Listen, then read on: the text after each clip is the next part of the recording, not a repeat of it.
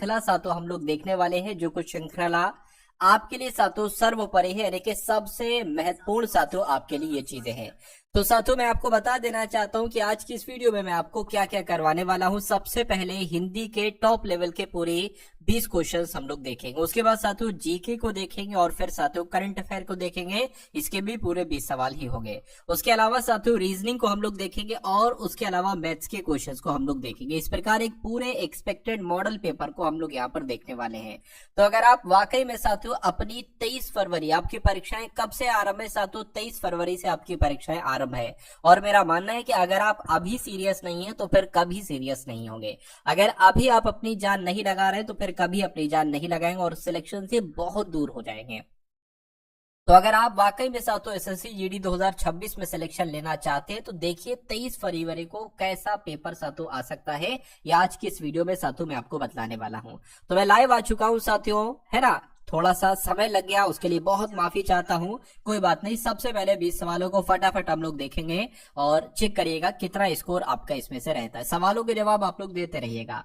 चलिए, सही वर्तनी वाले शब्द का साथियों चयन करिए। आपसे एग्जाम में पूछा जाएगा कि रूढ़िवादी कैसे लिखा जाता है। ये तो रूढ़िवादी लिखा हुआ है, क्या लिखा हुआ है, एक तरीके से अगर बात करें साथियों रूढ़िवादी लिखा हुआ है। ये भी वादी गलत लिखा हुआ है। यहां पर अगर बात करें मैं कह सकता हूं साथियों ये भी गलत है। यहां पर आपका जो है वो बिल्कुल सही है। रामे ये रू की मात्रा देखिए साथियों। तो रूढ़िवादी कैसे लिखा जाता है, जैसे आपका ऑप्शन नंबर डी में लिखा हुआ है। उसके बाद देखिए अगला सवाल आपकी स्क्रीन पर है। आपसे पूछा जा रहा है कि भ्रमर का समानार्थी शब्द साथियों इसमें से क्या होगा। वैसे भ्रमर को हम लोग क्या क्या कह सकते हैं, भ्रमर को हम लोग साथियों भौरा भी कह सकते हैं, भवरा भी कह सकते हैं, है ना, मधुप भी हम लोग कह सकते हैं, और भ्रमर को साथियों उसके अलावा साथियों अली भी तो हम लोग कहते हैं। तो भ्रमर की अगर बात करें इसका समानार्थी शब्द जो होगा वो भौरा होगा। आंसर आपका ऑप्शन नंबर ए हो जाएगा। उसके बाद देखिए अगला क्वेश्चन कह रहे कि बखियां उधेड़ना। आपको भी कभी कभी किसी के ऊपर गुस्सा आता होगा तो आप उसकी बखियां उधेड़ देते होंगे। इसका मतलब क्या होता है ये आपको बताना है कि कठिन कार्य करने लगना, या किसी का भेद खोल देना, या प्रशंसा करना, या अत्यधिक क्रोध होना। मैं कहूंगा उसका भेद खोल देना, यानी कि कभी कभी किसी की आप भेद खोल देते होगे, रहस्य खोल देते होगे, यानी कि बखियां उधेड़ देते होगे। आंसर अगर आपका ऑप्शन नंबर बी है तो बिल्कुल करेक्ट है। अगला सवाल आपकी स्क्रीन पर है, कह रहे कि उर्वर शब्द का साथियों विलोम क्या होगा, मुझे बता दीजिए। देखिए परीक्षा में साथियों नीरस का आपसे विलोम पूछा जाता है, तो नीरस का विलोम क्या हो जाएगा साथियों, सरस हो जाएगा। उर्वरक की अगर बात करें साथियों क्या हो जाएगा, अन्न उपजाऊ हो जाएगा। उर्वरक का विलोम क्या हो जाएगा साथियों, अन्न उपजाऊ हो जाएगा। लेकिन अगर उर्वर का विलोम आपसे पूछे साथियों तो ऊसर आपको बताना है। क्या बताना है साथियों, ऊसर आपको बताना है। तो जिनका आंसर ऑप्शन नंबर ए के साथ है तो बिल्कुल करेक्ट है, और लगभग लगभग आप सभी का आंसर बिल्कुल सही है। उसके बाद देखिए अगला सवाल आपकी स्क्रीन पर है, चिरकाल तक जीवित रहने वाले के लिए एक शब्द साथियों क्या होगा, ये आपको बताना है। चलिए देखिए चिरकाल तक जीवित रहने वाले के लिए एक शब्द पता क्या होगा साथियों, चिरंजीवी होगा। ये बहुत इंपॉर्टेंट क्वेश्चन है, आप लोग याद रखेंगे। चिरकाल तक जीवित रहने वाले के लिए एक शब्द जो होगा वो चिरंजीवी होगा। राइट आंसर आपका ए होना चाहिए। अगला सवाल आपकी स्क्रीन पर है, करके सही वर्तनी वाले शब्द का सातु चयन करिए। यानी कि आपको ये बताना है कि पारिश्रमिक कैसे लिखा जाता है। अरे भाई श्रमिक तो आप लोग जानते हैं कैसे लिखा जाता है, श्रमिक ऐसे लिखा जाता है। पारी की अगर बात करें तो पारी सातु ऐसे लिखा होना चाहिए। तो पारी प्लस श्रमिक कहां पर लिखा हुआ है, ये तो मुझे सिर्फ और सिर्फ ऑप्शन नंबर बी में दिख रहा है, और यही आपका जवाब हो जाएगा। और अगर आपका भी ऑप्शन नंबर बी जवाब है तो आपका जवाब बिल्कुल करेक्ट हो जाएगा। साथियों अगर आपने अभी तक इस वीडियो को लाइक नहीं किया तो एक लाइक का बटन दबा दीजिए। उसके अलावा अगर आप चैनल पर साथियों नए हैं टारगेट सिलेक्शन चैनल पर तो तुरंत चैनल को सब्सक्राइब कर दीजिए। मेरा आपसे वादा है कि इस 2026 के एग्जाम में, क्योंकि पिछले एसएससी जीडी की कई सारी परीक्षाओं को साथियों मैं करवा चुका हूं, तैयारी करवा चुका हूं। पिछले साल भी करवाई थी, उससे पहले भी करवाई थी, उससे पहले भी करवाई थी। तो इतना साथियों अब एक्सपीरियंस हो चुका है कि अब इसमें साथियों सबसे ज्यादा अगर कोई सिलेक्शन देगा तो टारगेट सिलेक्शन साथियों सिलेक्शन देगा, ठीक है ना। तो अगर आप इस चैनल पर नए हैं साथियों तो तुरंत आप लोग सब्सक्राइब करके बेल आइकन पर क्लिक कर लीजिएगा। और डेली मैं आपको क्लास कराता हूं, डेली आप उस क्लास को लिया करिए जिसमें एक पूरा मॉडल पेपर होता है, Hindi, GK GS, current affair, reasoning और मैथ। चलिए जिसमें चेतना ना हो उसके लिए साथियों एक शब्द क्या होता है, तो उसको साथियों अचेतन कहा जाता है। आपको ध्यान रखना है, जिसमें चेतना ना हो उसको अचेतन कहा जाता है। अगला क्वेश्चन आपकी स्क्रीन पर है और आपसे कहा जा रहा है, जिस स्त्री को कोई संतान ना हो सके उसके लिए एक शब्द क्या होता है साथियों बताइए। जिस स्त्री को कोई संतान ना हो सके तो उसको तो बंधिया कहा जाता है। राइट आंसर आपका ऑप्शन नंबर बी होना चाहिए।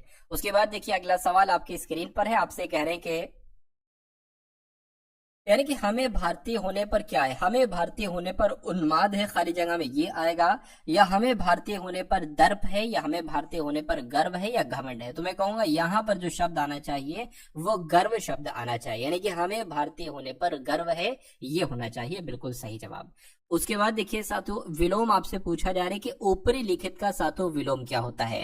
देखिए यहाँ पर एक चीज लिखी हुई ऊपरी, यानी कि ऊपर, जो ऊपर लिखा हुआ है इसका विलोम क्या होगा, इसका विलोम होगा जो नीचे लिखा हुआ है। तो नीचे लिखा हुआ को क्या कहा जाता है साथियों, निम्नलिखित कहते हैं भाई ऊपर, और ये निम्न, तो निम्न हो जाएगा साथियों ऊपर का विलोम।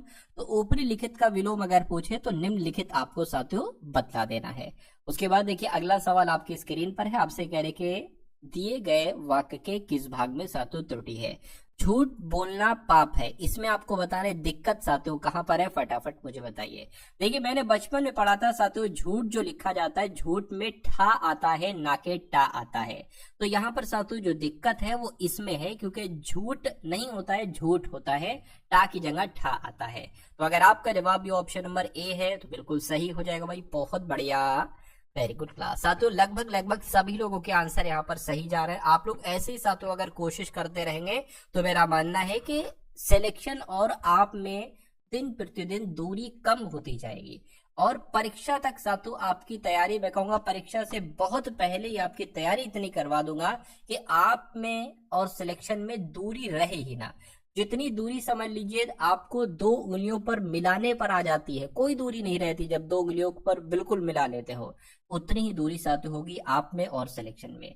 चलिए जिसके समान दूसरा ना हो साथियों इसके लिए आपसे पूछा जा रहा है उसको क्या कहेंगे मुझे बताइए। देखिए अगर अनंत शब्द की अगर हम बात करें भाई, जिसका कोई अंत ना हो तो उसको अनंत कहा जाता है। अगर हम असीम शब्द की बात करें तो जिसकी कोई सीमा ना हो उसको असीम कहा जाता है। लेकिन जिसके समान कोई दूसरा ना हो उसको कहते हैं साथियों अद्वितीय। क्या कहा जाता है, उसको अद्वितीय कहा जाता है, जिसके समान दूसरा ना हो। उसके बाद देखिए सरोवर का साथियों पर्यायवाची आपसे यहाँ पर पूछा जा रहा है, मुझे बताइए। देखिए यहाँ पर अगर बात करें साथियों एक शब्द लिखा हुआ है साथियों समुद्र। समुद्र की अगर बात करें, समुद्र को क्या क्या कहा जाता है, समुद्र को भाई साहब सागर कहा जाता है। समुद्र की अगर बात करें समुद्र को साथियों सिंधु कहा जाता है। समुद्र की अगर बात करें समुद्र को नदीश कहा जाता है। कमल की अगर बात करें, कमल के भी बहुत सारे पर्यायवाची पूछे जाते हैं।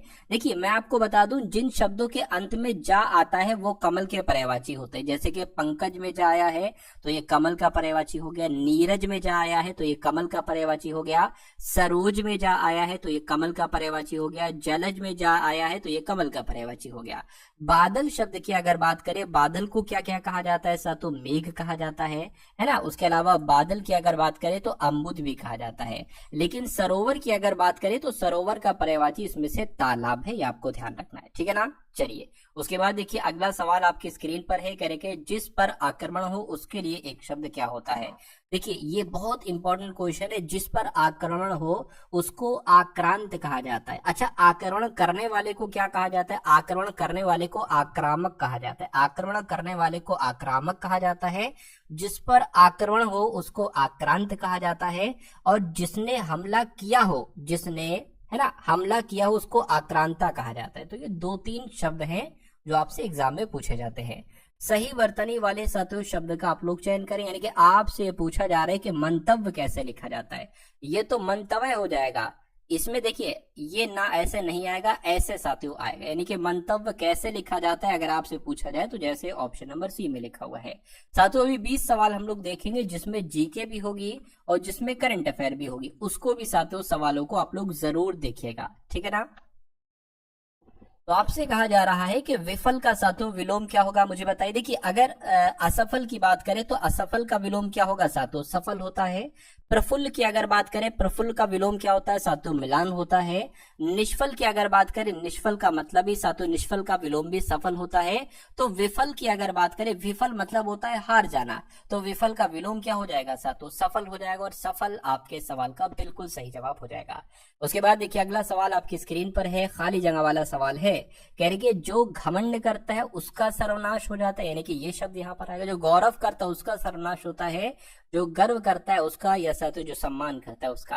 मैं कहूंगा जो घमंड करता है उसका सर्वनाश हो जाता है। इसलिए कभी भी आपको या किसी को भी अब मुझे घमंड नहीं करना चाहिए। भले आसमान छू लो, आप बुलंदी छू लो, कितने बड़े मुकाम पर चले जाओ, घमंड आपको नहीं करना है। ठीक है ना, ये मेरा साथियों एक बात आप लोग मानकर हमेशा चलिएगा। उसके बाद देखिए आपसे कहा जा रहा है कि पर्वत का आपको समानार्थी शब्द यहाँ पर बताना है साथियों, क्या हो सकता है? तो पर्वत के तो बहुत सारे समानार्थी शब्द होते हैं, है ना।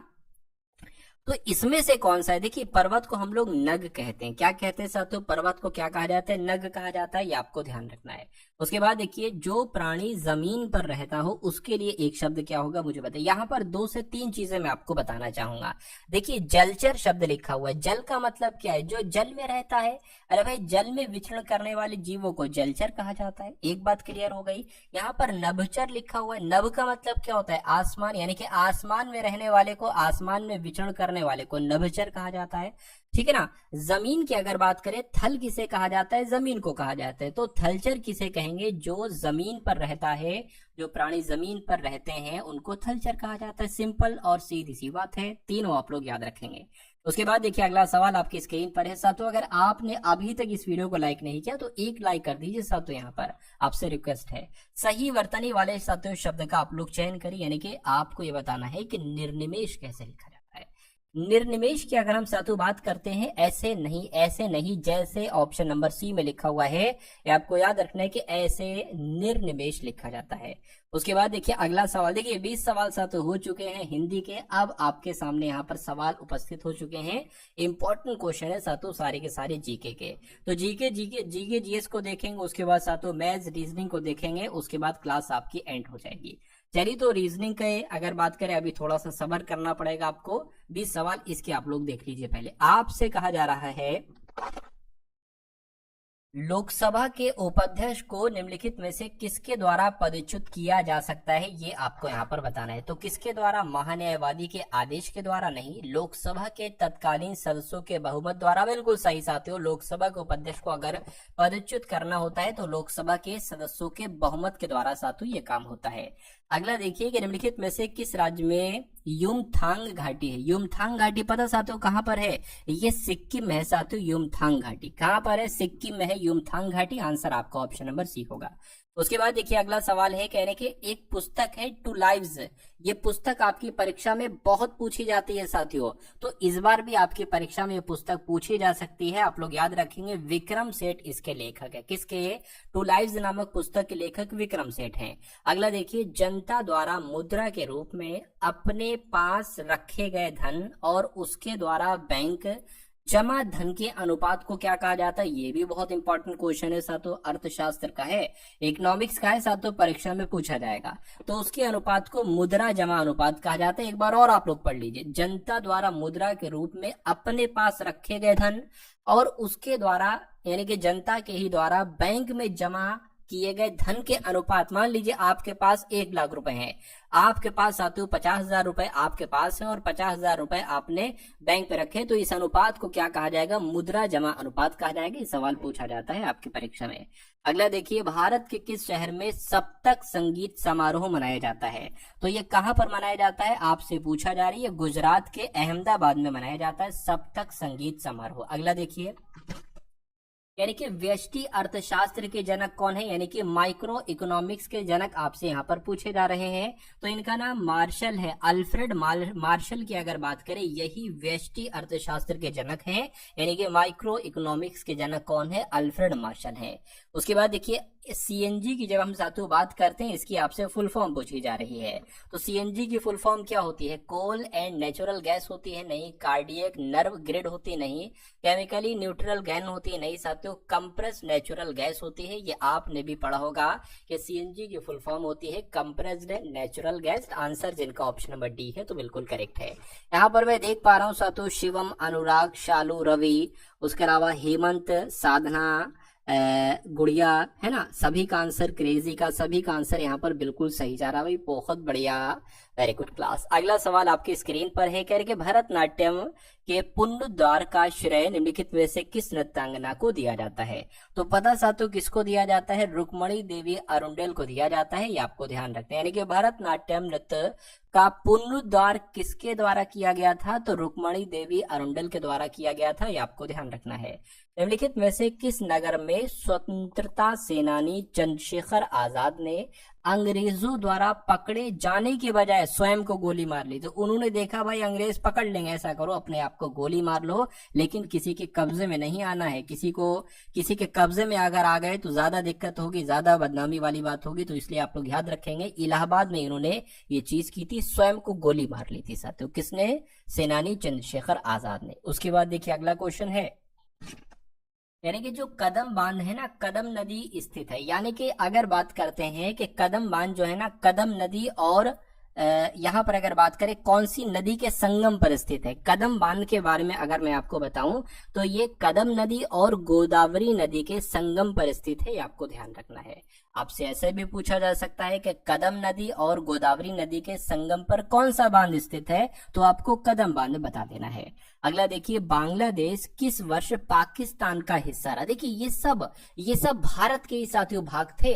अगर बहुत समय पहले की अगर हम बात करें तो ये पाकिस्तान तो आपको पता है, बांग्लादेश भी साथियों भारत का हिस्सा था, यहाँ तक कि नेपाल भी था साथियों, अफगानिस्तान भी था और म्यांमार यानी कि बर्मा भी था। ये सारे पाकिस्तान के अंदर आते, तो उस समय साथियों उसको अखंड भारत कहा जाता था। चलिए अगर बात करें बांग्लादेश किस वर्ष तक पाकिस्तान का हिस्सा रहा था? तो 1971 तक साथियों पाकिस्तान का हिस्सा रहा था, ये बात आपको यहाँ पर ध्यान रखना है, ठीक है ना। चलिए अगला सवाल आपकी स्क्रीन पर है, आपसे कहा जा रहा है कि भारतीय स्वतंत्रता आंदोलन के संदर्भ में 1932 में ग्रेट ब्रिटेन के निम्नलिखित में से किस प्रधानमंत्री ने सांप्रदायिक निर्णय यानी कि कम्युनल अवार्ड की घोषणा की थी? तो आपको मालूम होना चाहिए साथियों, क्या आपका जवाब होगा? आपका जवाब नेविल चैम्बरलिन नहीं, स्टैनली नहीं साथियों, विंस्टन नहीं, रैमजे मैकडोनल्ड आपके सवाल का बिल्कुल सही जवाब होगा। यानी कि भारतीय स्वतंत्रता आंदोलन के संदर्भ में 1932 में ग्रेट ब्रिटेन के निम्नलिखित में से किस प्रधानमंत्री ने? तो जेम्स रैमजे मैकडोनल्ड प्रधानमंत्री ने सांप्रदायिक निर्णय कम्युनल अवार्ड की घोषणा की थी। क्वेश्चन साथियों वाकई में इंपॉर्टेंट है और परीक्षा में साथियों आपकी आएगा। उसके बाद देखिए कह रहे कि विक्रमशिला गंगा डॉल्फिन वन्यजीव अभ्यारण्य निम्नलिखित में से किस राज्य में स्थित है? तो ये साथियों पता कहाँ पर स्थित है? ये बिहार में स्थित है, ये आपको ध्यान रखना है। विक्रमशिला गंगा डॉल्फिन वन्यजीव अभ्यारण्य ये बिहार राज्य में स्थित है। उसके बाद देखिए कह रहे भारतीय व्यापारियों और उद्योगपतियों द्वारा अपने व्यापारिक हितों को एक साझा मंच पर लाने के लिए भारतीय औद्योगिक और वाणिज्यिक कांग्रेस का गठन साथियों किस वर्ष किया गया था? तो ये 1900 कब किया गया था? 1934 में ये काम किया था। पर कब किया था? 1920 में। मैं कहूंगा 1920 में ये काम किया था। ऑप्शन नंबर बी आपको ध्यान रखना है, इस सवाल का बिल्कुल सही जवाब होगा। उसके बाद देखिए यानी कि साथियों यस बैंक के संस्थापक कौन थे? मुझे बताइए, राहुल कुमार थे या राजेश कपूर थे, राणा कपूर थे या प्रशांत कुमार थे? तो आपको राणा कपूर का नाम याद रखना है क्योंकि यस बैंक के संस्थापक साथियों यही थे। आंसर आपको ऑप्शन नंबर सी के साथ जाएगी। यस बैंक की स्थापना कब हुई थी साथियों? 2004 में हुई थी। अगला देखिए निम्नलिखित में से कौन सा कथन गलत है? यानी कि इसमें से जो कथन गलत है उसके बारे में आपको बताना है। आमाशय से भोजन छोटी आंत में प्रवेश करता है, ये बात तो बिल्कुल सही है। उसके बाद देखिए लार में सलाइवरी लाइपेज नामक एक एंजाइम होता है जो स्टार्च को सरल शर्करा में विघटित करता नहीं। भोजन ग्रास नली के माध्यम से आमाशय में प्रवेश करता है। बिल्कुल भोजन जो है ना ये ग्रास नली के माध्यम से आमाशय में प्रवेश करता है। कार्बोहाइड्रेट, प्रोटीन, वसा का पूर्ण पाचन छोटी आंत में होता है, ये बात भी बिल्कुल सही है। यानी कि कौन सी बात गलत है? ऑप्शन नंबर बी वाली बात गलत है और यही आपका बिल्कुल सही जवाब हो जाएगा। अगला सवाल आपकी स्क्रीन पर है, आपसे कहा जा रहा है कि संविधान की प्रस्तावना में इनमें से कौन सा शब्द भारत को पूर्ण राजनीतिक स्वतंत्रता और सर्वोच्च शक्ति वाले देश के रूप में वर्णित करता है। तो आपका जवाब साथों यहाँ पर क्या होना चाहिए, मैं कहूंगा संप्रभु शब्द है। यानी कि संविधान की प्रस्तावना में संप्रभु शब्द जो है ना, ये भारत को पूर्ण राजनीतिक स्वतंत्रता और सर्वोच्च शक्ति वाले देश के रूप में वर्णित करता है। अगला क्वेश्चन है करके कुतुब मीनार के 5वें किसके शासनकाल में, यानी कि अगर बात करें तो कुतुब मीनार का जो 5वां तल था, कौन सा 5वां जो तल था साथियों, इसका निर्माण किसके द्वारा करवाया गया था? तो इसका निर्माण फिरोज शाह तुगलक के द्वारा करवाया गया था। ये बात आपको यहाँ पर ध्यान रखना है, ठीक है ना। चलिए, यानी कि दिल्ली का जो एक तरीके से जो प्रथम मुस्लिम शासक था कुतुबुद्दीन ऐबक, इसने कुतुब मीनार का कार्य साथियों शुरू करवाया था। शुरू किसने करवाया था, लेकिन फिर वो अधूरा छोड़ गया था साथियों। तो 5वें तल की अगर बात करें, फिरोज शाह तुगलक ने इसको पूरा करवाया था। One nation one tax one market के लक्ष्य को प्राप्त करने के लिए भारत में इनमें से कौन सा कर पेश किया गया है? तो साथियों वही तो जीएसटी है, उसी को तो वस्तु एवं सेवा कर कहा जाता है। साथियों कब लागू किया गया, एक बार कमेंट में मुझे बताइए, कब लागू किया गया वस्तु और सेवा कर भारत में? हीमोग्लोबिन की कमी के कारण इनमें से कौन सा रोग होता है? तो हीमोग्लोबिन की कारण की अगर बात करें साथियों, एनीमिया नामक रोग होता है। कौन सा रोग साथियों? एनीमिया नामक रोग होता है। ये बात आप लोग यहाँ पर याद रखेंगे। अगला क्वेश्चन आपकी स्क्रीन पर है और अब आपके सामने साथियों यहाँ पर क्या स्टार्ट हो चुका है, अब आपके सामने रीजनिंग के सवाल स्टार्ट हो चुके हैं। तो आपने साथियों सबसे पहले यहाँ पर देखी हिंदी के 20 सवाल, ठीक है ना, हिंदी के 20 सवाल देखे। उसके बाद साथियों आपने GK GS plus current affair के कुछ सवाल देखे, लगभग 20 सवालों को देखा। और अब साथियों यहाँ पर अगर हम लोग बात करें, आप देखेंगे रीजनिंग के बहुत शानदार सवाल। तो इन सवालों को देखिए, क्योंकि मेरा टारगेट है कि रीजनिंग के सेक्शन में आपके एग्जाम में 20/20 टारगेट आपको लेकर चलना है। इसमें से एक क्वेश्चन भी आपको गलत नहीं करना है। चलिए, तो कह रहे कि जिस प्रकार माउस का संबंध कंप्यूटर से, उसी प्रकार फ्लैश का संबंध किससे होगा? कैमरे से, ताश से, प्रिंटर से, चमक से। मैं कहूंगा कैमरे से होगा। कैमरा आपका यहाँ पर जवाब होगा। उसके बाद देखिए अगला सवाल आपकी स्क्रीन पर है। आपसे कहा जा रहा है साथियों कि सबसे पहले अगर बात करें 241 है, उसके बाद 258 है, और उसके बाद साथियों 275 है, और फिर साथियों 292 है। आपको मैं ये चैलेंज दे रहा हूं कि अगला नंबर साथियों यहाँ पर क्या आ सकता है, एक बार मुझे आप लोग बताइए। चलिए,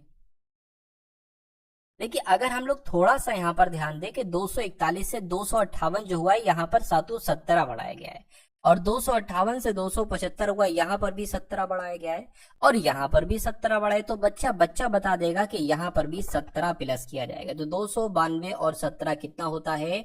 9 और 0 और 309 होता है। और 309 कौन से ऑप्शन में लिखा हुआ है? ऑप्शन नंबर डी में लिखा हुआ है।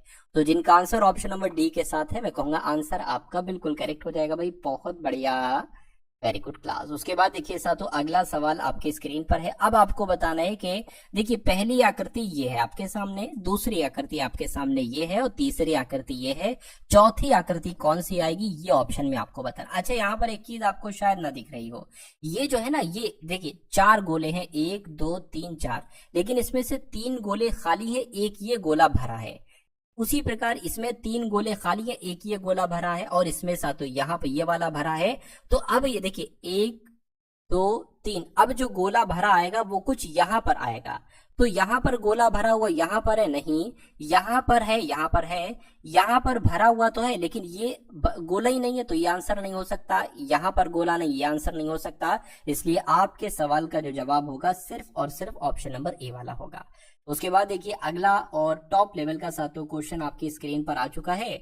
आपसे कहा जा रहा है कि एक निश्चित कोड भाषा में CROW को 3 18 15 23 लिखा जाता है, FISH को 6 9 19 8 के रूप में लिखा जाता है।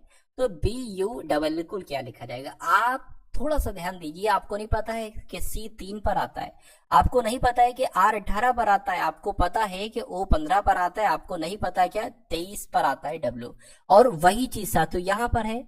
तो देखिए 2 आता है B पर, U आता है साथियों 21 पर, L आता है 12 पर, और L आता है 12 पर। यानी कि 2 21 12 12 कहां पर लिखा हुआ है भाई साहब? 2 21 12 12 ऑप्शन नंबर ए में लिखा हुआ है। तो जिनका आंसर ऑप्शन नंबर ए के साथ है, मैं कहूंगा आंसर आपका बिल्कुल करेक्ट हो जाएगा भाई। बहुत बढ़िया, वेरी गुड क्लास। अगला सवाल आपकी स्क्रीन पर है।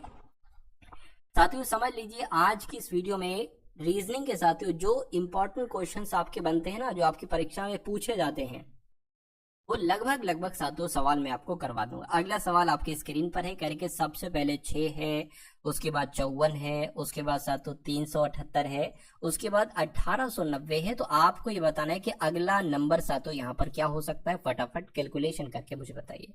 देखिए मुझे इतना पता है कि भाई साहब अगर 6 की गुणा आप 9 से करोगे तो 6 नीम 54 होते हैं। अब 54 से सातों ये 378 कैसे आया है। अगर हम इसकी 10 से गुणा कर दें, 10 से गुणा कर दें तो 540 हो जाएगा, जो कि बहुत ज्यादा हो जाएगा। लेकिन अगर हम इसकी गुणा सातों 7 से करें, देखिए 7 चौक 28 होता है, तो कहीं ऐसा तो नहीं। और 28 का 8 यहाँ पर आपको दिख रहा होगा, तो 54 सत्ते देखिए 378 तो नहीं होते कहीं। 7 चौक आपका 28 हो जाएगा, 7 पंजे 35, 2 37, बिल्कुल सातों देखिए आ गया। तो पहले 9 से गुणा की गई, फिर 7 से गुणा की गई, तो अब जाहिर सी बात है 5 से ही गुणा की जाएगी। और 5 अट्ठे 40 होता है, 40 का 0 यहाँ पर है। चलिए कोई दिक्कत नहीं, हम मान लेते हैं।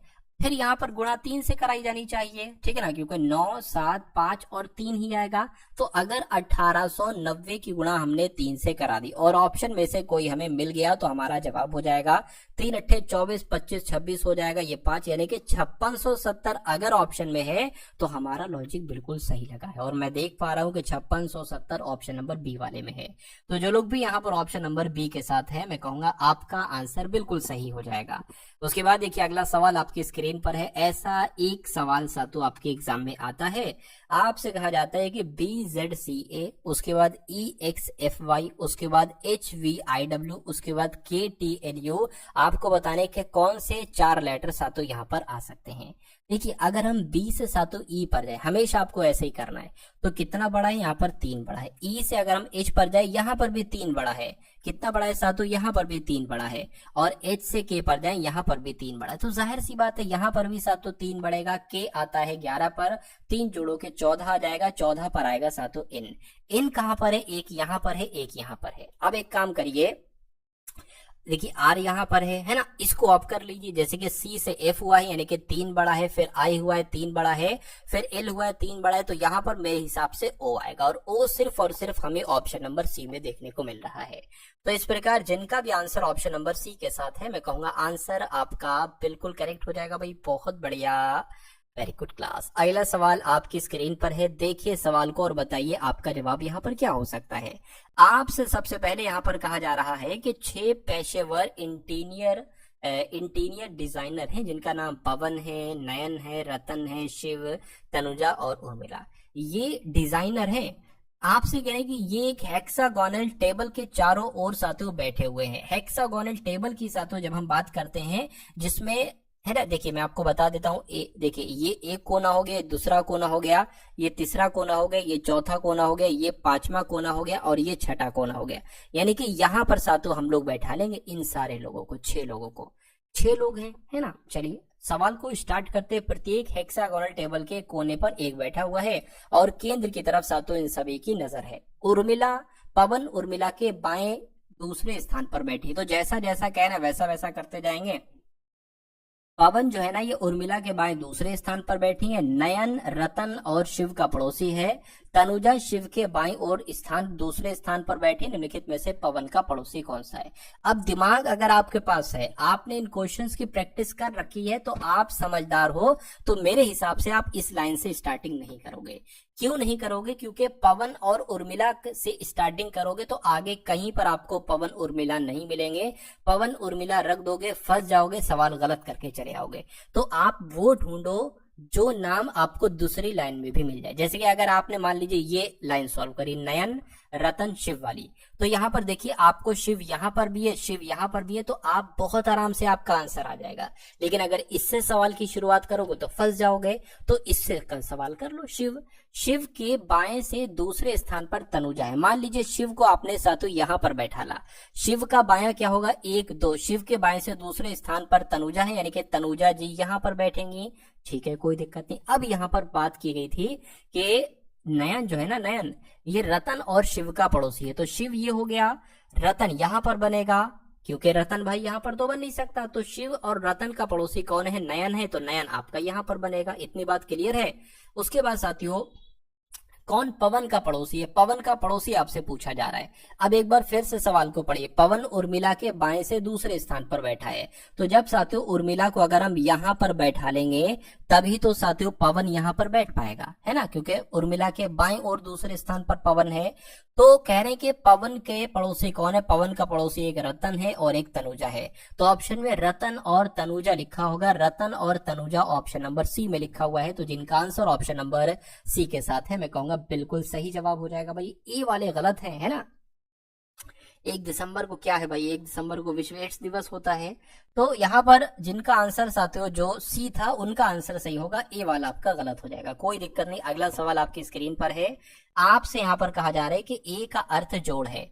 ए का अर्थ जोड़ है तो हम लोग लिखते जाएंगे। ए का अर्थ जोड़ है। बी की बात करें, बी का अर्थ साथियों गुणा है। सी की अगर बात करें, सी का अर्थ घटाना है। और डी की अगर बात करें, डी का अर्थ साथियों यहाँ पर भाग हो जाएगा। उसके बाद आपको ये चीजें सॉल्व करना है, जिसके 483, उसके बाद साथियों 23 आ जाएगा, उसके बाद 93 आ जाएगा, उसके बाद साथियों 16 आ जाएगा और 4 आ जाएगा। इसको आपको कैसे कैलकुलेट करना है? देखिए डी आ गया है। डी का मतलब डिवाइड है, भाग है तो भाग का निशान लगा लेंगे। ए का मतलब प्लस है तो प्लस लगा लेंगे। सी का मतलब माइनस है, माइनस लगा लेंगे। बी का मतलब गुणा है, गुणा लगा लेंगे। अगर आपको थोड़ी सी मैथ आती है तो आप इसको सॉल्व कर लीजिए। देखिए अगर हम इसको सॉल्व करेंगे 483/23 तो 23 दूना 46 हो जाएगा, 2 जाएगा 23 बच जाएगा, 23 से कम 23, यानी कि इसकी जगह पर पूरा 21 आ जाएगा। 21 प्लस 93 माइनस 16 चौक कितने होते हैं? 7 64 होते हैं। अब इसको कैलकुलेट करा लीजिए। 3 और 1 4 हो जाएगा, 9 2 11 हो जाएंगे, यानी कि 114 में से आपको 64 को घटाना पड़ेगा। तो 0 आएगा, 4 में से 4 जाएगा, 11 में से 6 जाएगा, साथियों 5 आएगा, यानी कि कुल मिला के 50 आपका इसको सॉल्व करके बचेगा। और 50 आपका कहां पर है? ऑप्शन नंबर साथियों सी वाले में है। चलिए भाई उसके बाद देखिए अगले नंबर का साथियों आपके स्क्रीन पर सवाल है। देखिए और बताइए क्या आपका जवाब होगा। सर टाइम टेबल बता दो। टाइम टेबल तो अभी मैंने वैसे सोच रखा है, रात 8 बजे आपका जो है ना आपकी एक क्लास कराऊंगा चारों सब्जेक्ट की, जिसमें चारों सब्जेक्ट के इंपॉर्टेंट क्वेश्चंस होंगे। एजुकेटेड योद्धा पर एसएससी स्पेशल चल रहा है, ज्वाइन करें। अच्छी बात है, अगर आप वहां से पढ़ना चाहते हो वहां पढ़ लीजिए, पढ़ना चाहिए साथियों। अगर मैं बात करूं तो मेरी वीडियोस बहुत सारे चैनल पूरी आधे 1-1 घंटे की बहुत सारे चैनल वीडियोस को उठाकर डाल रहे हैं, लेकिन मैं उनको स्ट्राइक नहीं देता, मैं उनको ईमेल नहीं करता, मैं उनको नहीं कहता कि वीडियो को हटा दो। अगर हो सकता हो मेरी वीडियो से उनको फायदा पहुंच रहा हो तो इसमें क्या दिक्कत है? बच्चा मेरे चैनल से पढ़ रहा है या मेरी वीडियो उठाकर अपने चैनल पर डाल रहा है, कोई भी है तो अच्छी बात है। मेन मकसद ये है पढ़ाई करना आपका। आप यहां से पढ़ाई कर लो, कहीं से पढ़ाई कर लो। खैर अगला सवाल आपकी स्क्रीन पर है, ये थोड़ा सा दिक्कती सवाल है, मैं आपको समझा देता हूं। देखिए एल पी है, फिर खाली जगह है, एस टी है, फिर खाली जगह है, क्यू है, खाली जगह है, टी है, एल है, और फिर साथियों यहाँ पर 2 बार खाली जगह और फिर एस है और टी है। आपसे ऐसा सवाल परीक्षा में आता है, पूछा आपसे ये जाता है कि इनमें जो खाली जगह है इनमें कौन से लेटर आएंगे, कौन से ऑप्शन वाले लेटर आएंगे। तो ये 1 नंबर साथियों आपको देकर जाएगा, इसलिए बहुत ध्यान से इस सवाल को आप लोग देखने की कोशिश करेंगे। देखिए इस सवाल कभी भी अगर आपके सामने ऐसा आता है तो आपको क्या करना है? कह रहे कि नहीं सर आप अच्छे से पढ़ा रहे हैं। चलिए भाई बहुत शुक्रिया अभिषेक कुमार। देखिए कभी भी अगर ऐसा सवाल आता है तो आपको पहला काम ये करना होता है कि इन सब को काउंट कर लीजिए। 1 2 3 4 5 6 7 8 9 10 11 12 13 14 कितने आ गए साथियों? यहाँ पर अगर बात करें 14 आ गए। 1 2 3 4 5 6 7 8 9 10 11 12 13 14 15, सॉरी 15 है ना, 15 है ना, देख लेते हैं। 1 2 3 4 5 6 7 8 9 10 11 12 13 14, कुछ कमी है देखिए जरा। एल पी खाली जगह, एस टी ठीक है खाली जगह, क्यू खाली जगह, टी एल 2 बार खाली जगह। चलिए कोई दिक्कत नहीं है। 1 2 3 4 5 ये अलग हो गया, 1 2 3 4 5 ये अलग हो गया, 1 2 3 4 और ये साथियों आपका अलग हो जाएगा, ठीक है ना। दिक्कत कहां पर आ रही है देखिए जरा। एल पी और क्यू आ गया, एस टी, चलिए कोई दिक्कत नहीं। अब आप यहां पर सबसे पहले देखोगे कि शुरू में साथियों क्या है। यहां पर साथियों शुरू में अगर बात करें, अच्छा यहां पर 2 बार खाली जगह है, एक बार, एक सेकेंड। यहां पर एस टी के बाद जो है ना साथियों 2 बार खाली जगह है, 2 लेटर यहां पर आएंगे तो 15 हो गया। अब 15 से अगर बात करें तो 5 5 का पेयर बनना चाहिए मेरे हिसाब से। 1 2 3 4 5 ये अलग, 1 2 3 4 5 ये अलग और 1 2 3 4 5 ये अलग। आप देखोगे अंत में एस टी है, एस टी यहाँ पर भी है, एस टी यहाँ पर भी है, तो एस टी यहाँ पर भी आ जाएगा, यानी कि एस और टी आ गया आपका। बीच में देखो क्यू है, तो क्यू आपका यहाँ पर आ जाएगा, क्यू आपका यहाँ पर आ जाएगा। आप देखोगे एल पी है, तो एल लिखा है, पी नहीं लिखा है, पी लिख दिया, एल ना लिखा है ना पी लिखा है। अब आपको देखना है आप अपने पेन से क्या क्या लिखा है। आपने क्यू लिखा है, आपने एल पी लिखा है, आपने एस लिखा है, आपने पी और आपने क्यू लिखा है। ये कौन से ऑप्शन में एक बार देखकर मुझे बताइए। Q L P S P Q, ये ऑप्शन नंबर बी में। तो इस सवाल को करने का ये तरीका होता है, ठीक है ना, ये इसका तरीका होता है साथियों। ऐसे ही आप इस सवाल को करेंगे। उसके बाद देख लीजिए अगला सवाल आपकी स्क्रीन पर है, यानी कि PLUM को KOFN कैसे लिखा जाता है। वैसे ही हमें लिखना है MIST को 4 लेटर के रूप में यहाँ पर लिखना है। देखिए कोशिश अगर आप करेंगे, अगर हम यहाँ पर देखें P से K हो गया है ना, L से O हो गया है, तो मेरी एक बात यहाँ पर समझ में आ गई है। सबसे पहला तो मैं आपको बता देना चाहता हूं कि आपको प्लेस वैल्यू याद रखना है कि A 1 पर आता है, B 2 पर आता है, C 3 पर आता है, D 4 पर आता है। उसी प्रकार Z जो है ना वो 26 पर आता है, Y की अगर बात करें 25 पर आता है, W की अगर बात करें 23 पर आता है। उसके अलावा आपको अपोजिट लेटर्स भी याद रखना है, जैसे कि A का अपोजिट Z होता है, B का अपोजिट साथियों Y होता है, C का अपोजिट X होता है, D का अपोजिट W होता है, N का अपोजिट M होता है, ठीक है ना, G का अपोजिट T होता है, L का अपोजिट O होता है, V का अपोजिट E होता है। ये सारे आपको याद रखना है। अब देखिए P का अपोजिट मुझे पता है K होता है, ठीक है, L का अपोजिट O होता है, U का अपोजिट F होता है, M का अपोजिट N होता है। अब बात आती है M का अपोजिट क्या होता है, मैंने आपको बताया M का अपोजिट N होता है, तो यहाँ पर आ जाएगा। उसी प्रकार I की अगर साथियों यहाँ पर अगर बात करें तो I का अपोजिट साथियों R होता है, S का अपोजिट क्या होता है H होता है, T का अपोजिट क्या होता है मैंने आपको बताया G होता है। तो देखिए ये कौन से ऑप्शन में लिखा हुआ है, NRHG, ये ऑप्शन नंबर बी में लिखा हुआ है। तो जिनका आंसर ऑप्शन नंबर बी के साथ है, मैं कहूंगा आंसर आपका बिल्कुल सही हो जाएगा भाई। बहुत बढ़िया, वेरी गुड क्लास। अगला सवाल साथियों आपकी स्क्रीन पर है, देखिए सवाल को और आप लोग मुझे बताइए कि आपके इस सवाल का जवाब क्या हो सकता है। चलिए देखिए आपसे यहाँ पर क्या कहा जा रहा है कि ये बहुत शानदार क्वेश्चन है और ऐसा भी साथियों एक सवाल आपकी परीक्षा में आता है, तो थोड़ा आप लोग तैयार हो जाइए इस सवाल को करने के लिए। थोड़ा दिमाग आपका खर्च होगा इस सवाल में, लेकिन अगर आप इस सवाल को समझ लेते हैं, इस सवाल को कर लेते हैं, तो ये 1 नंबर आपको देकर जाएगा ही जाएगा ये सवाल। आपको सबसे पहले यहाँ पर ये समझना है कि A% B का मतलब क्या है। जहां भी आपको A%B दिखे वहां पर आप ये समझ लेना कि A B की पुत्री है। पहली बात कंप्लीट। जहां पर आपको A एंड B देखने को मिले वहां पर आप इसका मतलब ये होगा कि A B की पुत्री है, ठीक है, बात खत्म। #B का मतलब क्या होता है, A B का पुत्र है, ठीक है। तो आपको इसको सॉल्व करना है V%G and H L and Z। तो उसके बाद एक सवाल आपसे पूछा जाएगा कि G का Z से क्या संबंध है। तो हमें इतना पता है कि V%G का मतलब क्या होता है, प्रतिशत का मतलब क्या है। अब यहाँ पर A और B की जगह कुछ भी आ जाए, V और G आ जाए, तो A B का पुत्र है, यानी कि A%B का मतलब A B की पुत्री है, तो हम ये मान लेंगे कि V G की पुत्री है, यही तो मानेंगे। तो अगर बात करते हैं V की, अगर बात करें ये G की पुत्री है, माइनस लगा दिया, पुत्री के लिए माइनस, पुत्र होता तो प्लस लगाते। उसके बाद देखिए G एंड H आया है, तो एंड कहां पर लिखा हुआ, ये लिखा हुआ एंड। A B की पत्नी है, यानी कि G H की पत्नी है, तो G जो है ना H की पत्नी हो गई, G जो है ना ये H की पत्नी हो गई, H पति देव हो गए और ये पत्नी जी हो गई। उसके बाद देखिए H #L, हैशटैग कहां पर है साथियों, ये है, इसका मतलब है A B का पुत्र है, यानी कि अगर बात करते हैं H L का पुत्र है, तो ये H जो है ना H, ये साथियों L का पुत्र हो जाएगा। इतनी बात आपको समझ में आई है। उसके बाद देखिए एंड आ गया है, एंड कहां पर लिखा हुआ, ये लिखा हुआ A B की पत्नी है, यानी कि L Z की पत्नी है। तो ये जो L है ना, L, ये साथियों Z की पत्नी है। तो Z की पत्नी कौन है, L है, यानी कि ये पति हो गई, ये पत्नी जी हो गई। समझ में आ गया। अब आपसे एक सवाल पूछा जा रहा है कि G का Z से क्या संबंध है, यानी कि Z क्या कहेगा G को। तो Z क्या कहेगा सातू G को, अरे भाई ये तो बेटा है, ये Z और L का बेटा और बेटे की पत्नी है ये G। तो बेटे की पत्नी को साथियों क्या कहा जाता है, पुत्र वधु कहा जाता है। वधु आपके सवाल का बिल्कुल सही जवाब हो जाएगा, और जिनका आंसर ऑप्शन नंबर बी है तो बिल्कुल करेक्ट है। कोडिंग रिकॉर्डिंग भी पढ़ाएंगे, अभी उसके भी क्वेश्चन आएंगे। सर एसएससी जीडी का एग्जाम कब से, एग्जाम की अगर बात करें तो परीक्षा तिथि आपकी आ चुकी है। आपका एग्जाम सातों 23 फरवरी से आरंभ है ना। फरवरी मार्च वगैरह में ये सब आपकी परीक्षाएं चलेंगी। तो आप इस सवालों को बहुत शानदार तरीके से देखिए। मैं एक क्लास में आपको मैक्सिमम कंटेंट देने की कोशिश करूंगा और पूरा सिलेबस चंद क्लास में साथियों खत्म करूंगा। इसलिए मैंने सोचा है कि रोज आपके लिए 8 बजे थोड़ा समय निकाल लूं, आपको इतना कंटेंट दे दूं कि एक बार में आपकी ये परीक्षा क्रैक हो जाए। कोडिंग डिकोडिंग कहा और कोडिंग डिकोडिंग का सवाल आपके सामने हाजिर कर दिया मैंने।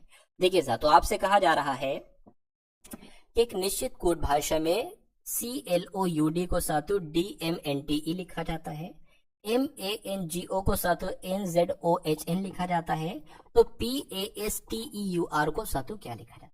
थोड़ा सा अगर आप ध्यान देंगे तो आप पाएंगे कि भैया C से यहाँ पर D हुआ यानी कि 1 बड़ा है, L से यहाँ पर M हुआ है यानी कि L होता है 12 पर, M होता है 13 पर, तो 1 बड़ा है यानी कि 1 बड़ा, और O से यहाँ पर N हुआ यानी कि 1 घटा, U से यहाँ पर T हुआ 1 घटा, और D से यहाँ पर E हुआ यानी कि 1 बड़ा। तो पहले 1 बढ़ा, फिर 1 बढ़ा, फिर 1 घटा, फिर 1 घटा और फिर 1 बड़ा। यहाँ पर भी क्या वही मैटर, देख लीजिए, M से N हुआ 1 बड़ा, A से Z हुआ यहाँ पर 1 घटा। चलिए कोई दिक्कत नहीं, हम ट्राई करने की कोशिश करते हैं। सबसे पहले हमें 1 बढ़ाना है, तो P 16 पर होता है, Q 17 पर होता है, तो 1 बढ़ जाएगा।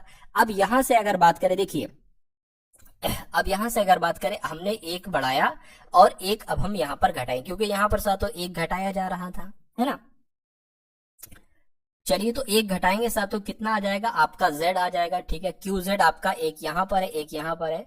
अगर साथों यहाँ पर हम लोग बात करते हैं, S 1 बढ़ाएंगे तो साथों यहाँ पर T आ जाएगा, है ना। क्या आ जाएगा साथों, यहाँ पर T आ जाएगा, कोई दिक्कत नहीं है। तो QZT कहाँ पर लिखा हुआ है, QZT ऑप्शन नंबर A में लिखा हुआ है। बाकी आगे सॉल्व करना चाहते हो तो कर लीजिए, लेकिन आपका आंसर साथों यहाँ पर ही आ चुका है। उसके बाद देखिए अगला सवाल आपके स्क्रीन पर है, आपसे कहा जा रहा है, चलिए देखिए इसका आंसर साथों आप बताइए, मैं आपके कमेंट देख रहा हूं, इसका आंसर आप लोग मुझे बताइए। चलिए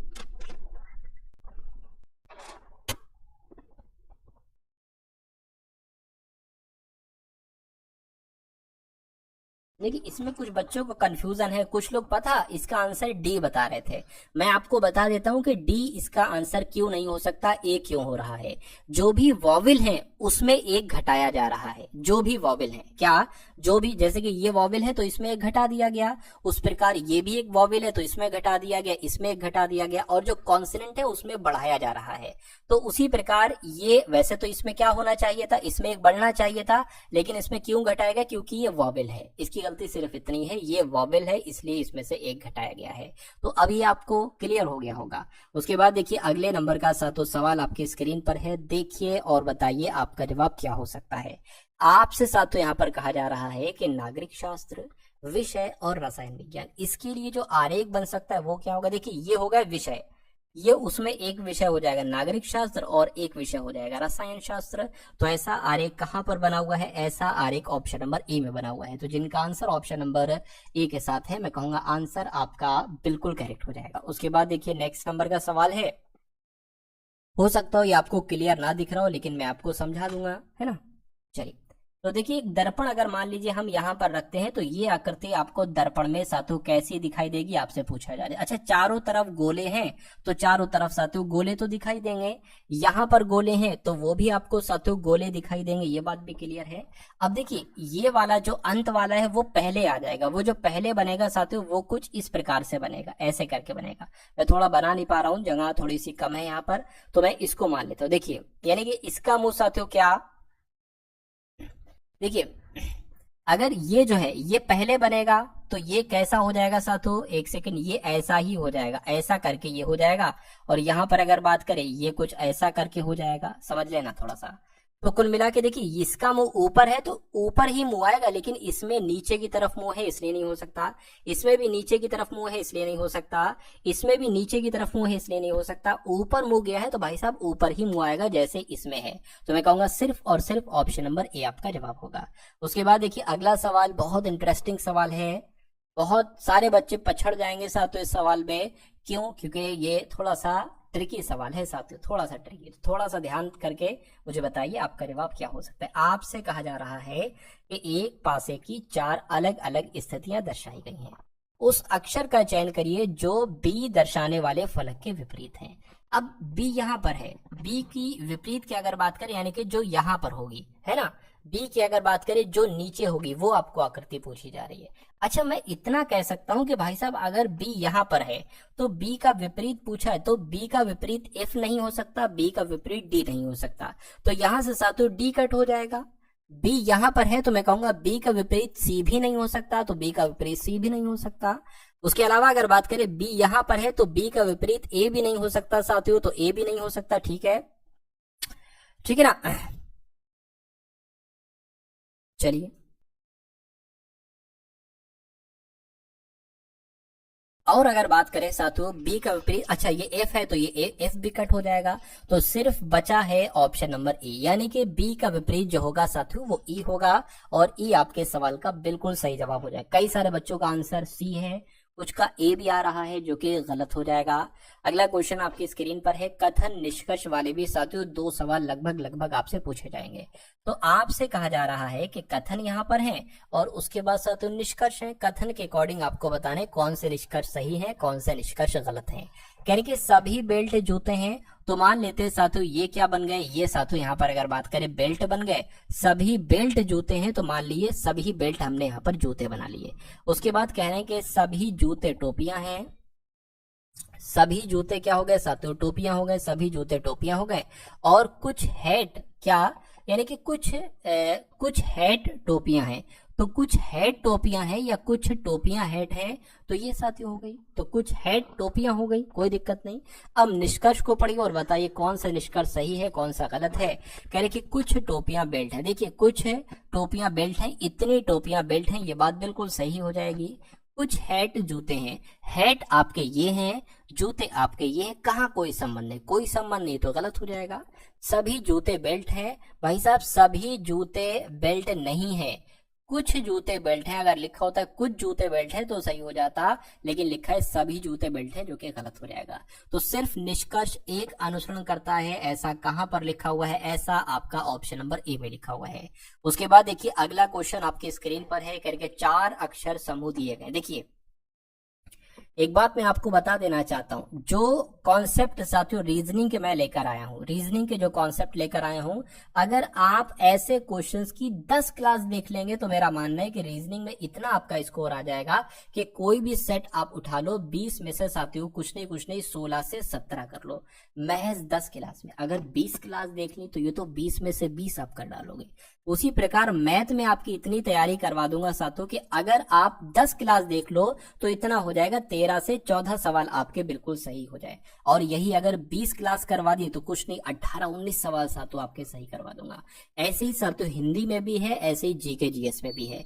जीके जीएस में आपको थोड़ी ज्यादा मेहनत करना पड़ेगी, हिंदी में भी थोड़ी सी और तैयारी करवा दूंगा मैं, क्योंकि मैथ और रीजनिंग के वही कॉन्सेप्ट आते हैं बार बार साथियों। अगर अच्छे से समझ लिए तो रीजनिंग और मैथ बहुत आराम से कर लोगे, ठीक है ना। और मेरा जो टारगेट है, मेरा टारगेट है रीजनिंग में 20 क्वेश्चन में से 20 क्वेश्चन आपको करवाना रियल एग्जाम में, मैथ में भी 20 में से 20 आपको करके आना है, इतनी तैयारी मैं आपकी करवाऊंगा।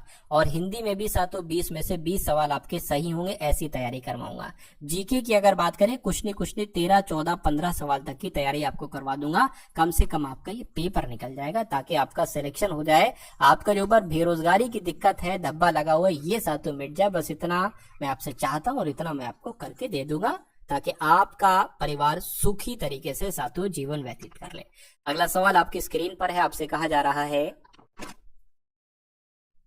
4 अक्षर समूह दिए गए हैं जिनमें से 3 किसी तरह से समान है और एक अलग है, बस उसी अलग वाले का आपको चयन करना है। देखिए ये लिखा हुआ है साथियों STUV।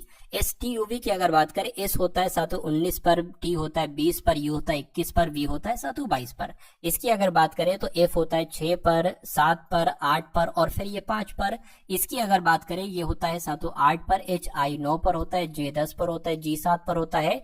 इसकी अगर बात करें तो B 2 पर, C 3 पर और D 4 पर, A 1 पर। अब यहां पर थोड़ा सा आपको ध्यान देना है। देखिए अगर बात करें यहां पर साथियों क्या हुआ है, यानी कि इसमें एक बड़ा है और इसमें भी एक बड़ा है। अच्छा, इसमें साथियों 3 माइनस कर दिया गया है। उसी प्रकार इसमें भी एक बड़ा है, इसमें भी एक बड़ा है ना। इसमें क्या कर दिया, 3 माइनस कर दिया गया है। उसी प्रकार इसमें भी एक बड़ा है, इसमें भी एक बड़ा है और इसमें साथियों 3 माइनस कर दिया गया है। इसमें एक बड़ा है, इसमें एक बड़ा है और फिर इसमें एक बड़ा दिया गया। तो सबसे अलग कौन सा होगा, सबसे अलग आपका ऑप्शन नंबर ए वाला होगा, ए वाला होगा। तो यही साथियों आपका जवाब हो जाएगा। साथियों अगर चैनल पर नए हैं तो चैनल को तुरंत आप लोग सब्सक्राइब कर दीजिएगा। साथियों आपकी कंप्लीट तैयारी यहां से करवाई जाएगी। अगला सवाल आपकी स्क्रीन पर है। आपसे कहा जा रहा है कि जैसे ना जैसे, कैसे ना कैसे करके 13 से 156 बनाया गया है, उसी प्रकार आपसे कहा गया है कि 17 से कुछ कैलकुलेशन करके 272 बनाया गया है।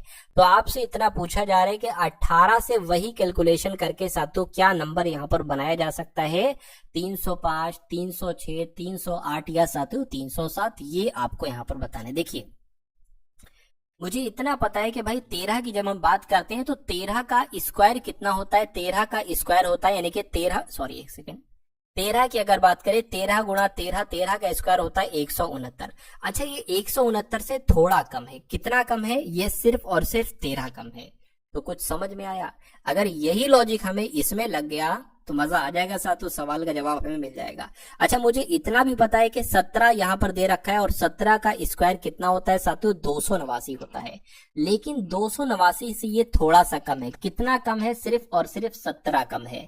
तो चर्चे साथियों, यानी कि इसमें भी वही लॉजिक लगेगा, 18 का स्क्वायर में से आपको 18 को घटा देना होगा।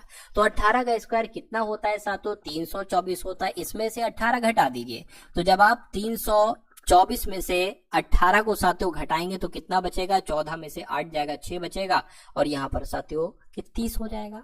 तो 306 क्या कहीं ऑप्शन में लिखा हुआ है, बिल्कुल साथियों 306 ऑप्शन नंबर बी में लिखा हुआ है।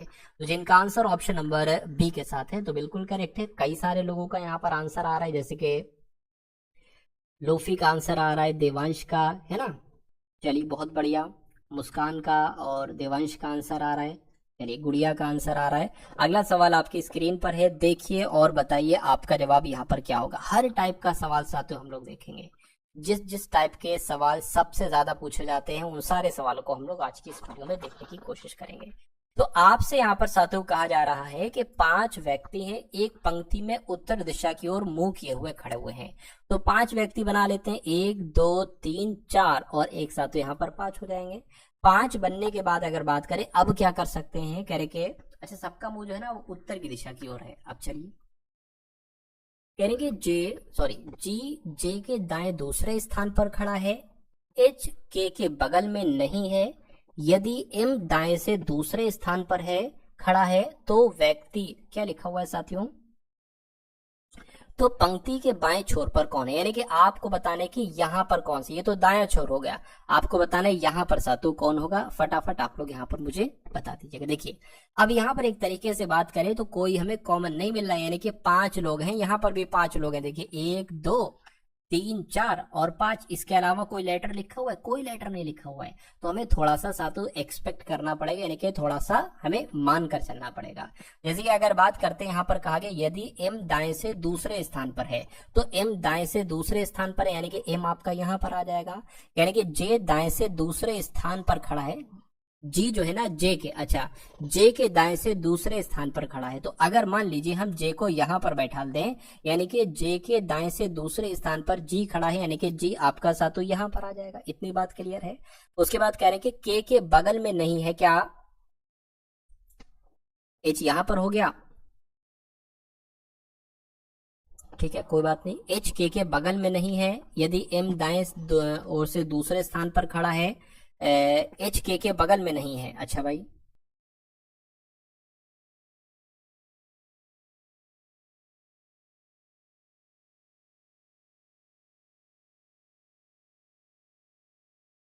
एक सेकंड, थोड़ा सा कुछ मिस्टेक लग रही है। देखिए जी की अगर बात करें, जी जे के दाएं और दूसरे स्थान पर खड़ा है, ठीक है कोई दिक्कत नहीं। एच के बगल में नहीं खड़ा है, ठीक है। यदि एम एम दाएं छोर से दूसरे स्थान पर खड़ा है, तो पंक्ति के बाएं छोर पर कौन खड़ा है, कोई दिक्कत नहीं। शुरुआत सातों यहाँ पर हम लोग कर लेते हैं, यानी कि जे जे के दाएं से दूसरे स्थान पर खड़ा है जी, तो जे के दाएं से दूसरे स्थान पर जे अगर यहां पर बनाए तो जे के दाएं से दूसरे स्थान पर जी यानी कि जी सा तो यहां पर खड़ा हो जाएगा, यानी कि एम दाएं छोर से दूसरे स्थान पर खड़ा है। अच्छा अच्छा अच्छा, एम की अगर बात करें तो दाया छोर ये है ना, मैंने यहां से काउंट कर लिया था, तो एम दाएं ओर से दूसरे स्थान पर खड़ा है तो एम आपका साथ तो यहां पर आ जाएगा। उसके बाद देखिए आपसे कहा जा रहा है कि जे के दाएं से, ये तो हो चुका है, के बगल में नहीं है एच, तो के बगल में एच नहीं है, अब के एच यहां पर खड़े होंगे, दो जगह हमें सातु मालूम है, दो में से कोई ना कोई यहां पर हम लोग बैठा देंगे। तो पंक्ति के बाएं छोर पर सातु कौन है ये आपसे कुल मिला के पूछा जा रहा है। तो हम बता तो सकते हैं सातु, पंक्ति के बाएं छोर पर सातु मुझे लग रहा है जे है, तो जे कहां पर लिखा हुआ है, जे आपका ऑप्शन नंबर सी में लिखा हुआ है। उसके बाद देखिए अगला सवाल सातों आपकी स्क्रीन पर है, देखिए सवाल को और बताइए आपका जवाब क्या होगा। आपसे कह रहे हैं कि ग्लोब को यानी कि GLOBE को KPKFA लिखा जाता है, तो DRINK को सातों क्या लिखा जा सकता है मुझे बताइए। देखिए अगर देखिए G 7 पर होता है, L 12 पर होता है, O 15 पर होता है, B 2 पर होता है, E 5 पर होता है। अगर इसकी अगर हम बात करें तो K 11 पर होता है, P 16 पर होता है, K 11 पर होता है और F आपका 6 पर होता है, A 1 पर होता है।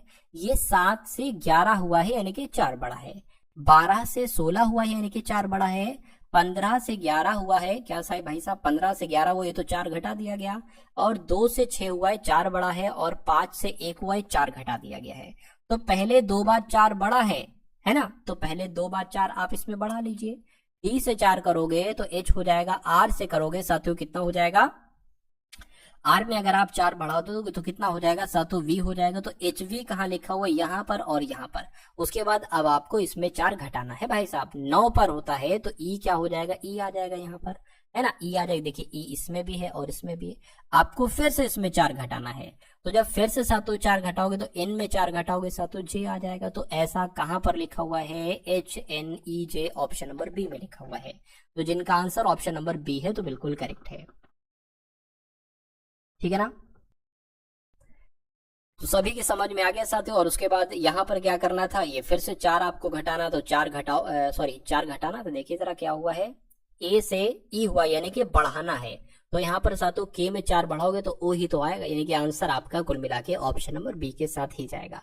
उसके बाद देखिए अगला सवाल साथियों आपकी स्क्रीन पर है, देखिए इस सवाल को और बताइए आपका जवाब यहाँ पर साथियों क्या हो सकता है। चलिए तो इसमें साथियों क्या है, इसमें कुछ नहीं है, इसमें जैसे इंग्लिश की डिक्शनरी में लिखी होती है ना चीजें साथियों, वैसे आपको पूछी जा रही है कि वैसे अगर इसको लिखा जाए तो कैसे लिखा जा सकता है। तो आपको देखिए सबसे पहले यहाँ पर कौन सा वर्ड आ सकता है बताइए,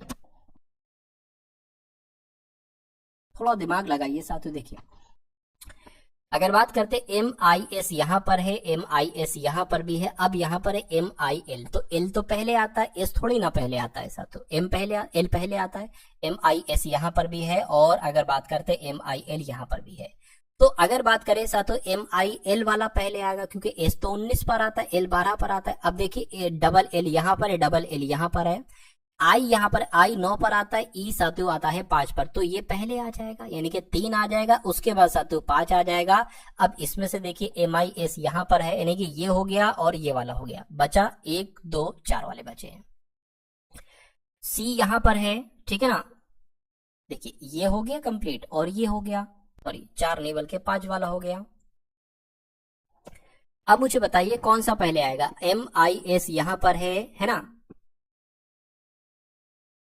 सॉरी 3 और 5 ये वाला हुआ है और ये वाला हुआ है, MIS यहाँ पर है, C यहाँ पर भी है और C इसमें भी, यानी कि H पहले आएगा, R पहले आएगा, O पहले आएगा। मैं कहूंगा सातों यहाँ पर ये वाला आ जाएगा, ये वाला आएगा, उसके बाद 4 आएगा और उसके बाद सातों 2 आएगा, यानी कि 351 42 कहाँ पर लिखा हुआ है, 351 42 ऑप्शन नंबर बी में लिखा हुआ है। तो जिनका आंसर ऑप्शन नंबर बी के साथ है तो बिल्कुल करेक्ट हो जाएगा। अगला क्वेश्चन सातों आपकी स्क्रीन पर है, देखिए सवाल को और बताइए आपका जवाब क्या होगा।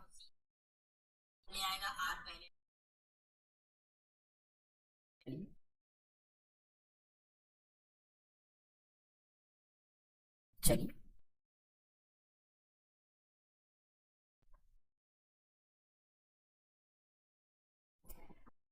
तो यहाँ पर अगर बात करें, अब सातु मैथ्स के क्वेश्चन आपके यहाँ पर स्टार्ट हो चुके हैं। तो आपसे मैथ्स का जो पहला सवाल है सातु, उसके बारे में आपको बताया जा रहा है। 2-4 सवाल सातु हैं, ज्यादा सवाल नहीं लिए हैं, लेकिन मैथ में भी आपको कॉन्सेप्ट को समझना होगा, सारे के सारे सवालों को सातु करना होगा। अगर आप मैथ में अच्छा प्रदर्शन करते हैं तो आप यकीन मानिए लाखों बच्चों को पछाड़ सकते हैं बहुत आराम से। इसकी शॉर्ट ट्रिक मैं आपको बताऊंगा। कह रहे कि 9 और 16 तथा 4 और 9 के माध्य समानुपाती का अंतर सातु क्या होगा। सबसे पहले इसका माध्य समानुपात तो ज्ञात करो, अंतर तो बाद की बात है। देखिए, अगर कभी भी आपको दो संख्याएं दे दी जाए, ऐसे वाली और ऐसे वाली, कह रही इनका माध्य समानुपात क्या होगा, तो 9 और 16 लिखा है तो 9 और 16 ब्रैकेट के अंडर रूट के अंदर कर लो। उसके बाद 4 और 9 लिखा है ना, इसको भी सातों रूट के अंदर कर लो। अब देखिए, ये 3 का स्क्वायर है तो इसमें से 3 बाहर आ जाएगा, ये 4 का स्क्वायर इसमें से 4 बाहर आ जाएगा, ये 2 का स्क्वायर, सॉरी ये 2 का स्क्वायर 2 बाहर आ जाएगा, ये 3 का स्क्वायर 3 आ जाएगा, ठीक है ना। 3 चौक हो जाएगा 12 और 2 3 हो जाएगा आपका 6। इनका अंतर आपसे पूछा जा रहा है, तो इनका अंतर कितना होगा, 6 होगा, और 6 आपके इस क्वेश्चन का बिल्कुल सही और सटीक जवाब हो जाएगा। समझ गए, ठीक है ना। चलिए, 60 वाला गलत है। गलत कैसे होगा भाई, मुझसे कुछ गलत हुआ है। अच्छा, मैंने यहाँ पर जे लिख दिया, एक सेकंड दोबारा देख लेता हूँ। यहाँ पर अगर सातों बात करें हम लोग, लास्ट वाले में क्या ई से ए हुआ, यानी कि 4 घटाया गया, तो इसमें भी सातों 4 घटाया जाना चाहिए। तो 11 में सातों अगर आप 4 घटाओगे तो कितना आ जाएगा,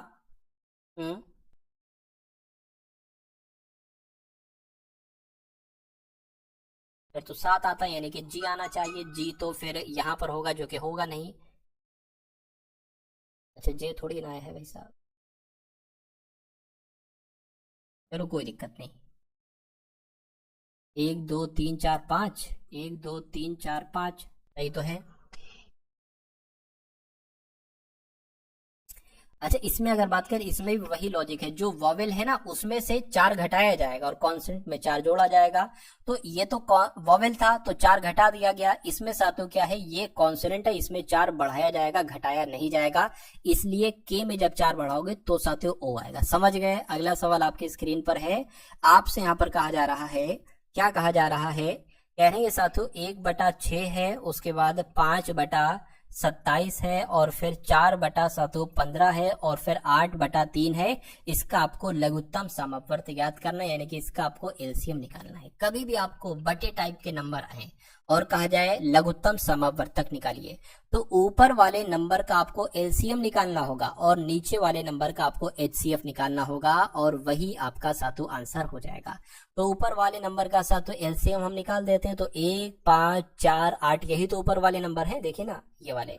तो इनका एलसीएम निकाल दीजिए। 2 से अगर कट करेंगे तो 2 दूना 4, 2 चौक 8, 2 से कट करेंगे तो 2 एकम 2, 2 दूना 4, एक बार 2 से कट होगा, एक बार 5 से कट होगा।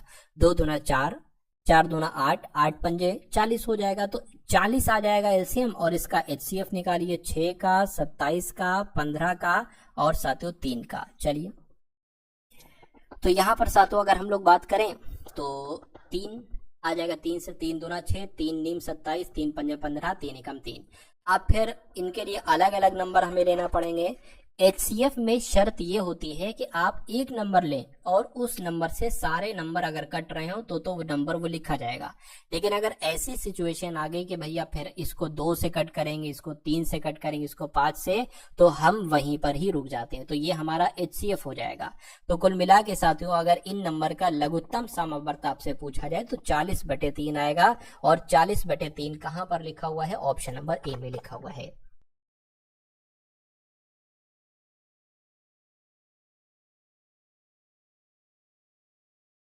चलिए, अगला क्वेश्चन तो आपकी स्क्रीन पर है। आपसे कह रहे हैं कि यहाँ पर अगर बात करें, कह रहे कि 2 + 4 + 6 + 8 + 10 + 12 + 14 ऐसे प्लस प्लस प्लस करते करते 40 है, और इन सब का आपको साथियों योगफल बताना है क्या होगा। तो कभी भी अगर आपके सामने कुछ नंबर हो, कुछ भी नंबर हो सकते हैं, अगर वो प्लस में लिखे हुए हैं और अंत में आपसे उनका योगफल पूछा जा रहा है, तो उसके लिए एक सूत्र होता है साथियों। मैं सूत्र बता देता हूं कि प्रथम n अगर सम संख्याएं हैं, प्रथम n सम संख्याओं का, क्या, प्रथम n सम संख्याओं का योगफल अगर आपसे पूछा जाए तो उनका सूत्र होता है n+1। अब यहाँ पर n क्या होगा, नंबर्स होंगे। ये टोटल कितने नंबर होंगे, 1 2 3 4 5 6 ऐसे कैसे हो गए, 40 तक है। तो अगर 1 से 40 तक लगातार होते तो 40 हो जाते, लेकिन एक एक छोड़ के हैं, तो मैं कहूंगा साथियों टोटल 20 नंबर ये होंगे आपके, ठीक है ना। तो n बराबर 20 आ जाएगी, यानी कि 20, और फिर ये क्या आ जाएगा 20 प्लस 1 यानी कि 20 गुणा 21 यहाँ पर आ जाएगा। इसको सॉल्व कर लीजिए साथियों, कितना आ जाएगा। अगर बात करते हैं साथियों, 0 आ गया, 2 एकम 2, 2 दूना 4, ये 420 आ रहा है साथियों यहाँ पर, तो है ना। 420 आएगा साथियों। तो 420 यहाँ पर आना चाहिए। ऑप्शन नंबर ए आपके सवाल का बिल्कुल सही जवाब होगा। उसके बाद देखिए अगला सवाल साथियों आपकी स्क्रीन पर है, देखिए सवाल को और बताइए आपका जवाब यहाँ पर साथियों क्या हो सकता है। चलिए, क्या आपसे कहा जा रहा है, देखिए और बताइए आपका जवाब क्या है।